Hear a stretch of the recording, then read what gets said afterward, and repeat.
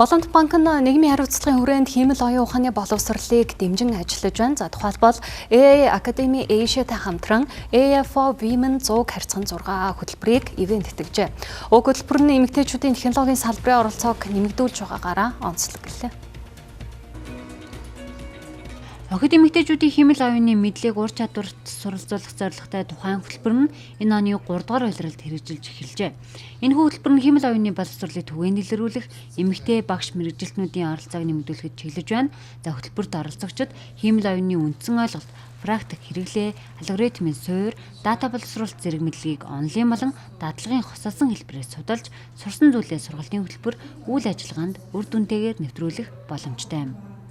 За яагаад зөвхөн охтууд зөвхөн эмэгтэй багш нарыг зорж байгаа гэхээр ерөнхийдөө манай Монголын мэдээллийн технологийн салбар 70-80% нь эрэгтэйчүүд яг инженерүүдийг аваад үзэх юм бол ихэнх нь эрэгтэйчүүд хамгаалдаг. Мэдээж одоо захиргааны ажилтан ч юм уу одоо хууль нэгтлэн ч юм уу тэр чиглэлээр эмэгтэйчүүд ажилладаг ч гэсэн хамгийн өндөр цалинтай ажил бол өнөөдөр одоо хиймэл оюуны инженерийн ажил байгаа. Тэр нь маш дийлэнх хувь нь эрэгтэйчүүд байдаг учраас энэ боловсролыг охтуудаа за эмэгтэйчүүд за багш нарт яагаад хүргэж байгаа гэхээр аль болох олон хүүхдүүд төрөхийн тулд ингэж зохион байгуулж байгаа. 100 багш 100 сурагчдыг бид сонгож байгаа. Тэгээд энэ 100 сурагч 100 багш нь аслагдсан дүүрэг сум орон нутгийг сонгож байгаа дээр бид нар бол бас нэлээд онцлогдсон энэ хөтөлбөртөө бас хамтарч ажиллая гэж бодож байгаа. Тэгээд яагаад заавал энэ хөтөлбөр юм бэ гэдэг бас асуултууд гарч ирэх болтой. Тэгээд энэ асуултууд яг хөр мэдээж зарим тохиолдолд эмэгтэйчүүд маань ялангуяа технологийн хэрэглээ энэ дээр суурилсан ажлын байран дээр гарахад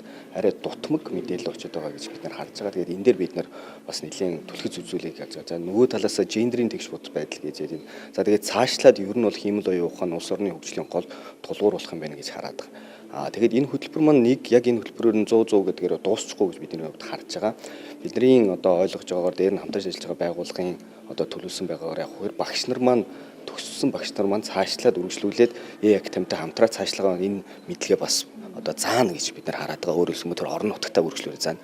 Хөтөлбөрт хамрагдсан эмэгтэйчүүд нь AI Academy Asia-гийн амжилттай хэрэгжүүлж байгаа Girls Code хөтөлбөрийн багш болох боломжтой.